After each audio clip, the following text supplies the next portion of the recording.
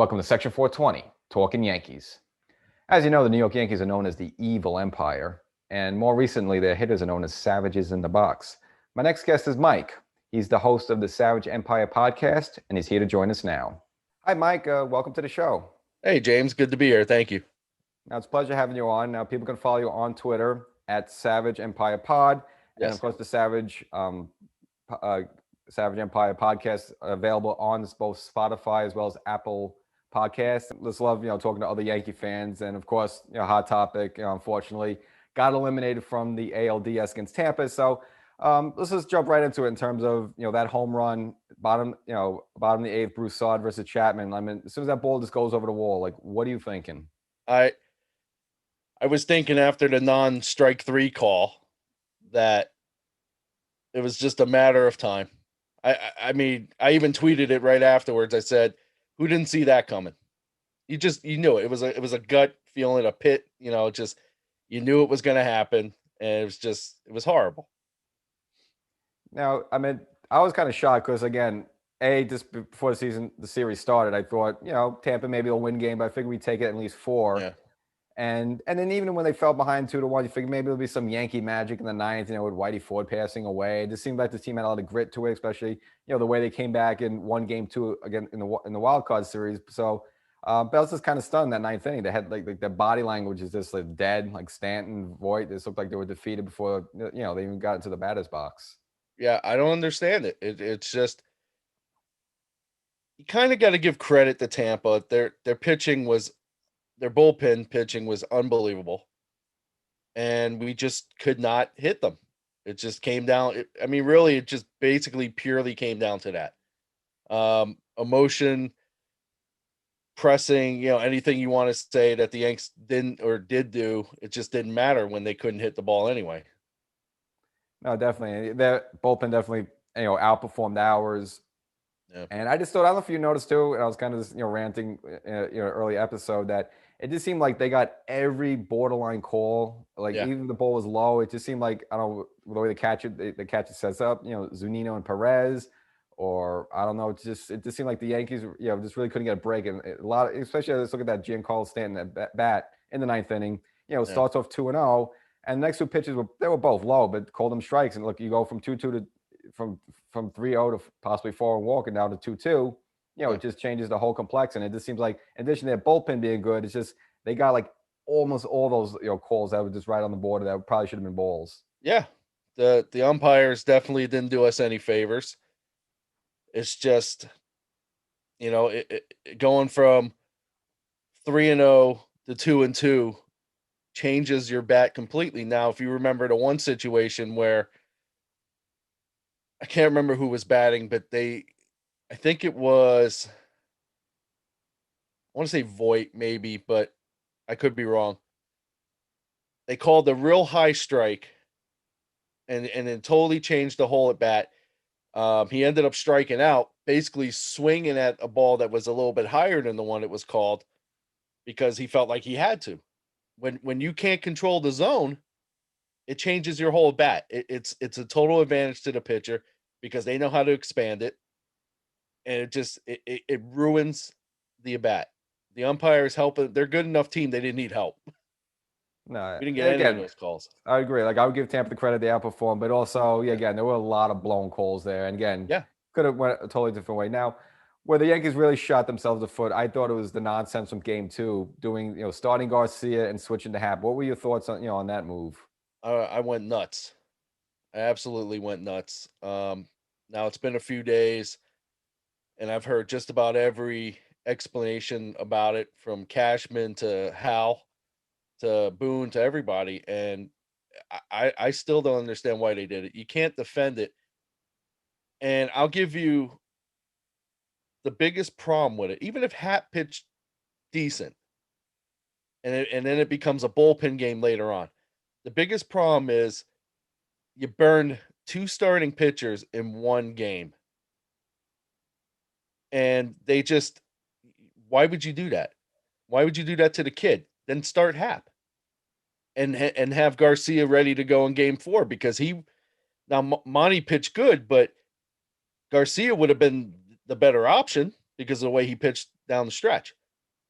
But then you make him throw 29, 30 pitches in the first inning, comes out of it only giving up a run, which is pretty good for his first ever playoff start, and then immediately pull him and put Hap in, and then Hap just typical playoff J.A. Hap.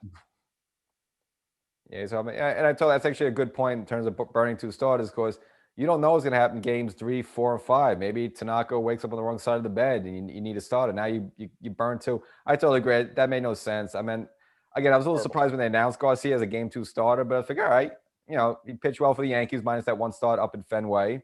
Yeah. Ray's never seen him before. You have the element surprise. He's only 21, but he's mature. It seems like he be okay. There's no fans in the stands, so I don't think he'll have jitters in that way. So Yeah. again, why just let him start? And all right, let's say he's terrible. Maybe the third, fourth inning he's struggling. All right, then you could yank him out. But to pull him out right away just made no sense to me. And to me, that's where the Yankees lost the series. To me, I agree. It pushed him. It just messed them up. It ruined any kind of momentum they had from game 1. And then Tanaka came out the next day, didn't pitch great. They ended up losing.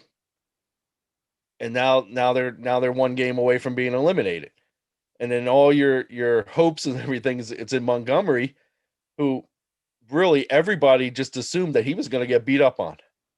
Now he pitched pretty damn good for his 4 innings, but they should never have been in that position when you burn 2 starters in 1 game and you can't assume that everything is going to go to plan. So either you let the kid pitch or you go at Hap. I've never seen any team blow 2 starting pitchers in 1 game before. The team didn't even like it. And like other people say, Boone's job is to be able to take the message from the analytical guys and sell it to the team. And if the team doesn't buy in, how do you expect them to perform? And that was a failure. It was a failure from top to bottom. no, it's an excellent point. And I got to imagine if you're a hitter on Tampa Bay, even if you're a lefty, I mean, you see Hap coming out, you got to be licking your chops like, oh my, thank God, because Yeah. the guy's batting practice. Like for a regular season, he serves a purpose. He eats up innings, maybe a 4th starter, 5th starter, but Yeah. playoffs, it's like, if you're gonna bring a secret weapon out of the bullpen, you don't bring J.A. Happ. No. No, he's not dominant. Everything the Yankees thought that they would be way smarter than Tampa and get them to pull guys in and out of their lineup because we'll start with the righty, then we'll go to the lefty. So now they got to pull their lefties out. And Tampa didn't do any of that. They didn't blink. They scoffed and they said, we can hit him. And they did. So it backfired on epic proportions. Like, what were you even thinking? There was no reason for it. Just trying to be smart. And another problem too is like you're trying to play Tampa. Like Tampa does things like that because they have to. They got like a $30 million payroll. They got to have their bullpen day, and they all do the fun. They have these weird 4 outfielders and weird shifts and stuff. But that's Tampa's game. Like you said before, we had all the momentum going in. There was no reason for us to change our game to try to play Tampa's game, and it blew up in our face. Where again, I just say, look, we steamrolled. We beat up Snell game 1, beat up their bullpen a little bit. Stanton was intimidating. It's like throw Garcia and let's just play Yankee baseball. And I think if that was the case, I think we're talking about again a situation where maybe we're out of there in 3 or 4 games versus this situation where it got to 5 and of course we lost it. Yeah, absolutely. There was no reason to play down to Tampa at all. To play their game. If Tampa had the money and resources, they would play our game. And they would switch places with us in a heartbeat. But we're trying to be, like A-Rod said, we're trying to be the smartest guy in the room, and we're trying to outthink them. Well, they've made a career out of being that smart out of necessity. We do it to make our team better. They do it because that's how they can be relevant, and that's how they're able to compete. Because of the payroll, because of the talent. They have scrappy guys who are just hungry. They pitch good. They got, the stable of 98 miles an hour guys. They hard throwing pitchers, and that's their bread and butter. And we tried to be too cute, and it just backfired. Now, obviously, that move is, like I said, an organizational move. So it's not we could put that on Boone. So I'm sure Cashman has to be involved in that decision. Yes. But one decision was, kind of weird going, to game 5. Now, 8th inning, got Higgy up, but instead they pull him for Mike Ford, who up to that point hadn't had a hit since August. Yeah. So you look at your other options there. You can just go straight up Gary Sanchez because you're going to replace him anyway for defensive purposes, which I don't know why you're losing your defense. Yeah. But I mean, if you're going to replace someone there, why not do Sanchez, who at least hit the ball more, closer to that time than Mike Ford had. Yeah, Sanchez probably would have been the better option. But he's looked overmatched.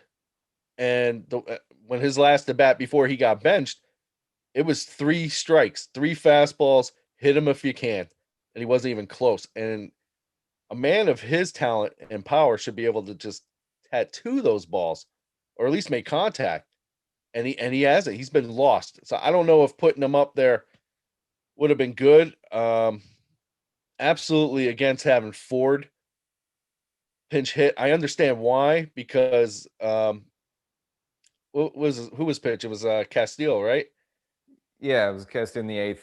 Yeah, he's much harder to righties with his breaking pitches, and I guess they probably didn't want to have a right-handed at bat get eaten up. So Ford being their basically only lefty besides Talkman, pick one or the other.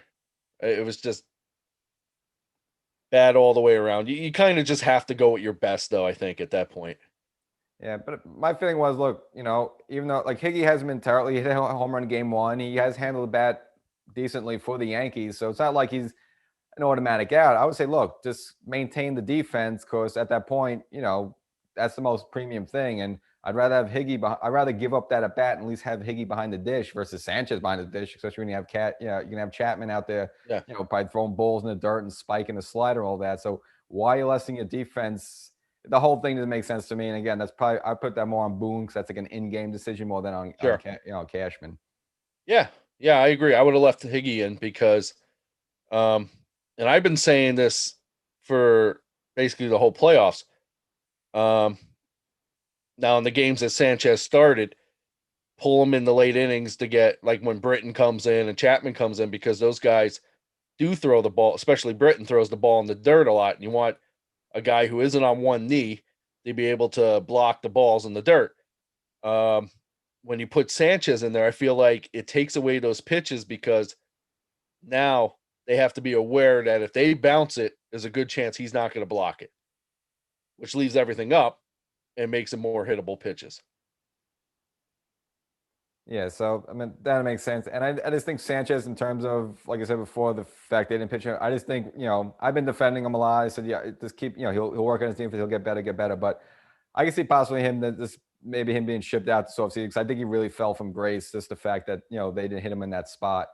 And, I just think his stock really dropped in the organization, just from having a miserable season and this way in the playoffs where, they kind of disregarding him. I mean, you have a guy who a legitimate 30, 35 home run hitter that they're saying, yeah, you know what? We're better off with Mike Ford. Yeah, I agree. I don't know what they're going to do with him. I feel like they're going to field offers for him and see what they can get. I'm sure they have a price in mind, whether it's prospects or, I mean, who they gonna get? Are you gonna throw $200 million at Rio Muto? You know what I mean? I don't know if they want to do that. They have their own guys to sign. They got LeMahieu to bring back. Britton has to be picked up or possibly extended to make it worthwhile for him. And there's other holes. So they may end up being forced with Gary next year, but they gotta straighten him out because he's too good to be this bad. And I don't know where they go from here. He's mentally broken, I guess. And I mean, maybe they need a sports therapist or something, but they need to fix him because I'd hate to give him away and then he ends up playing on another team that can possibly come back to bite us later on. And yeah, I'm the same way. That's why I've always kind of defended him. I always say, look, he gives you, if he's right, And he doesn't have to be the great. He doesn't have to be Ivan Rodriguez or I mean, he doesn't have to be Jorge Posada. He could be a worse defensive catcher than Jorge. But Yeah, if he could just be like a little average or below average, but he yeah, just with his back gives you the clear advantage than any other team. It's like you really don't want to throw that guy away. But it gets to a point where like now he's just becoming a head case. He can't hit and stuff like that. I think he's just falling into that trap, unfortunately. But we'll see again. Maybe in the offseason they get him a guru or something, or have him like a sports psychologist just to get his yeah, fix his brain. yeah. They can't hide him anymore. When this team is fully healthy, we already have a DH, and if he was hitting, it'd be one thing. Like all the other previous years, you deal with his errors, you deal with his bad defense. He can throw a runner out, and but as long as he's hitting, they deal with it. But when you're not hitting, I know they say the batting averages doesn't matter in this new world of analytics, but you got to be over the Mendoza line. You know, what I mean, what was he batting this year? 180 Yeah, something. pretty much, yeah. It was down definitely below the Horrible. 200s. I just don't know what I don't know what they're going to do with him. And I think, as I said before, that Tampa's bullpen performed ours, but it seemed like they had more had more reliable pitches than us. I mean, pretty much Boone's high leverage guys. We're just Chad Green, um, Britain. Britton, and Chapman. That's it. And I felt that's what also kind of bit us in the backside, that the fact that they couldn't use Green on Game 5 because he already pitched it 2 nights previously. So you have to bring in Britton, bring him a little earlier than you wanted to, which means you had to bring in Chapman earlier than you wanted to. And I think this the fact that Chapman had to come in for 7 outs and coming in the seventh inning to get that last out. I think part of the reason he might have given up the home run as well because he's not as freshest, and the whole Yeah. mind frame of getting thrown in the game like that versus coming out in a clean inning, even for the top of the 8th or the top of the 9th, it's just a totally different mind frame. And I just think Cashman should have done a better job once we lost Canely to the Tommy John of maybe just get another high leverage arm in there, just because again the playoffs. You need at least like 4 or 5 guys that you could depend on, and we only had really 3. Yeah. They and the funny thing would have been if the Yankees would have taken the lead in that game, it probably would have been Green coming in to close it out. Depending on how many pitches Chapman threw. Just because it is those 3. And Ottavino was supposed to be one of those guys, and he ever since that 10-run inning in Toronto, or in Buffalo rather, he's been delegated to useless. And the other guys, the young kids and that, they're not there yet. So and then you got your Sessa and Holders. Although Holder was pretty good this year, surprisingly, that shocked me. But do you want Sessa and Holder in a high leverage spot? Yeah. Nobody does. So you got 3 pitchers, but you can't throw these guys out every day. And so I don't know what they're going to do, but that to me, that should be their top priority of the offseason. Everybody's going to say LeMahieu, and they're right. I think that'll sort itself out as long as he doesn't get crazy ridiculous with the years and the money he wants. I heard something like 25 a year. I don't think they're giving him that. I don't think I would go higher than 20. But if he wants 25, they may end up moving him or letting him go. But they got to see who's out there. I haven't looked yet to see who's going to be a free agent, to see what kind of arms will be out there. With the COVID and everything, guys may end up getting cut because of their pay, outright released. So maybe we can pick up some arms on the cheap, but they got to fortify that pen. It doesn't have to be guys that throw 100 miles an hour, but it needs to be reliable guys that can come in and get outs. That's all you need. I totally agree. And in terms of some of the names out there with starters, everyone's like saying like Trevor Bauer, but like I don't think they're gonna throw money at because in terms of starting pitching, I think they'd be okay because you're gonna have Severino come back, even though it's from Tommy John, so you don't know until he's actually healthy and throwing. Yeah. You're gonna have Domingo Herman comes back from his domestic abuse, suspension, that whole deals. And of course, I think Montgomery takes another step. So I think starting pitching wise, it'll be okay. Again, depending we have a full season and everyone's healthy and it's a 162 game season. But yeah, I mean bullpen arm. Because again, you're not gonna have Canely back to start the season with the Tommy John, and just who knows? So they're gonna have to invest in that area. I don't think it's something we have to spend a lot of money on because it's bullpen, but you got to Yeah. invest there because again, you need like 4 or 5 at least. Some the way the Royals had it like in like 2015, the way Yeah. the Yankees used to be when they had Bentantis and Canely as well, plus all the other guys. You need your stable of guys, not just 3. Yeah, especially since they don't allow the pitchers to go more than 3 times through the lineup, other than like Cole. So you're talking about 5, 6 inning games. So you're going to need a good rotation of bullpen arms because you can't just pitch the same guys every day. You're going to burn them out. So they definitely need to heavily invest in there, while still bringing up the young kids too. It I makes mean, total sense, and yeah, I mean that's what the Yankees did not have in this series. They didn't have a number 2. I mean, yeah, Tampa had Snell and had Glass. Now we had Cole, great, but after that it was like yeah, the Garcia Hap show, Tanaka, who's not really the same Tanaka, and then Monty again. So we really didn't have a rotation really. yeah, So I just don't know if they're going to spend the money, especially with what Hal Steinbrenner said that they pretty much lost more money this season than any other team. So it doesn't sound like a team is going to, and they're going to have to spend a lot of money on DJ. And yeah, again, as long as it doesn't get crazy, I think that's going to be priority number 1. So yeah, I agree with you on that. And also of the 2, I would say goodbye Paxton. Nice little yeah. short run. I You know, wouldn't bring him back. Same thing No. with Tanaka, as long as it doesn't get too. And I don't think he'll get crazy because I think he likes the Yankees, and he's a very, very he's a very loyal guy like that. So I think he does come back. Totally agree with that. To me, it's gonna be interesting what they do with left field. Do they bring Gardner back? Because at this point, I think you got to make Clint the full time left fielder. It's like, all right, it's time. You can't keep shipping him up and down between AAA and the majors. It's either you're gonna do something with him or get rid of him. Yeah, if you'd asked me that question a month ago, I would have said no way to bring a Gardner back. Um, Clint definitely should be the starter next year.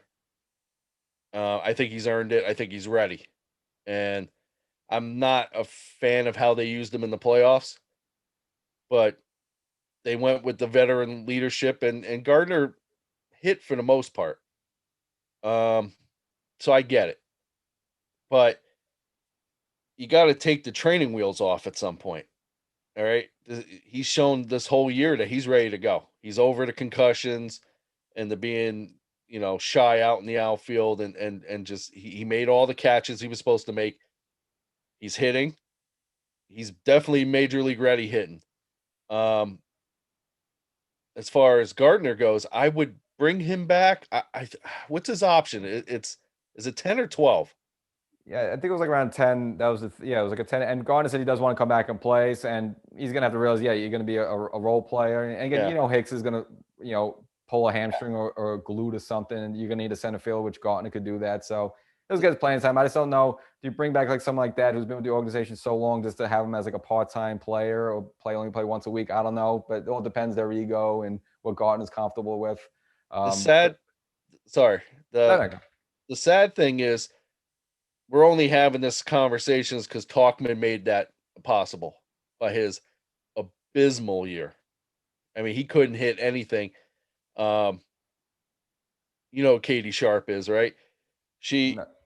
she's like an analytical person. She does a lot of stats for the teams, and the interesting stats. She was talking about how Talkman could not square up a fastball all year.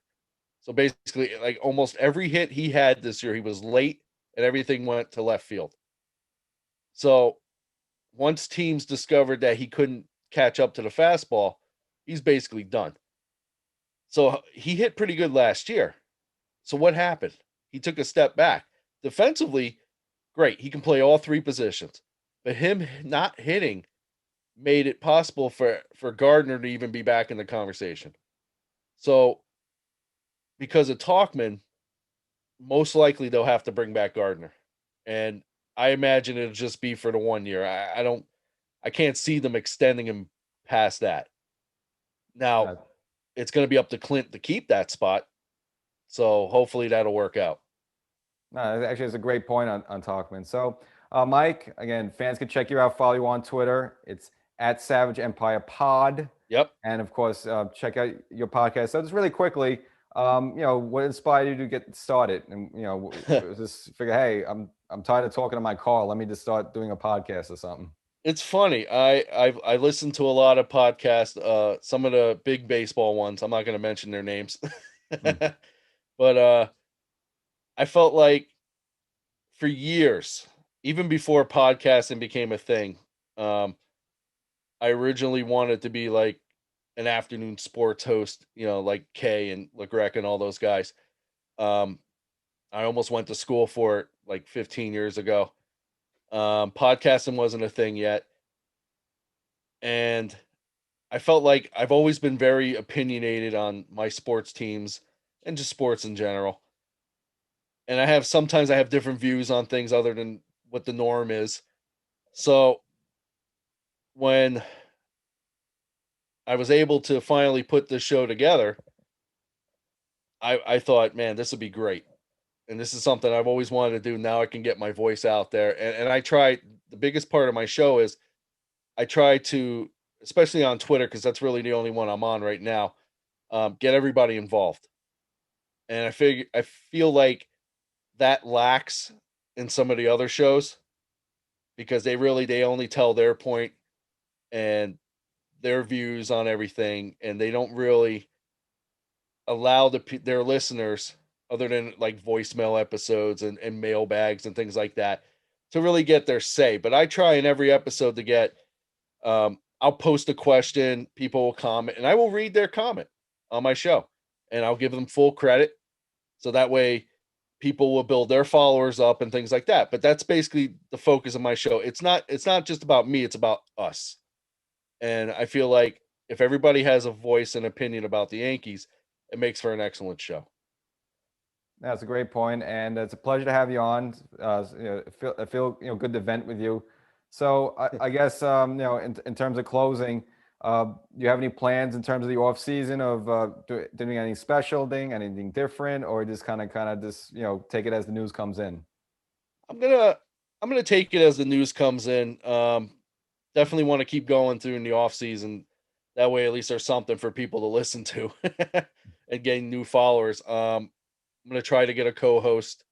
I feel like that's lacking a little bit, and just try to improve on the craft because I really kind of jumped into this both feet and kind of learning on the fly. So I feel like every episode was getting better and better because I'm learning more and more.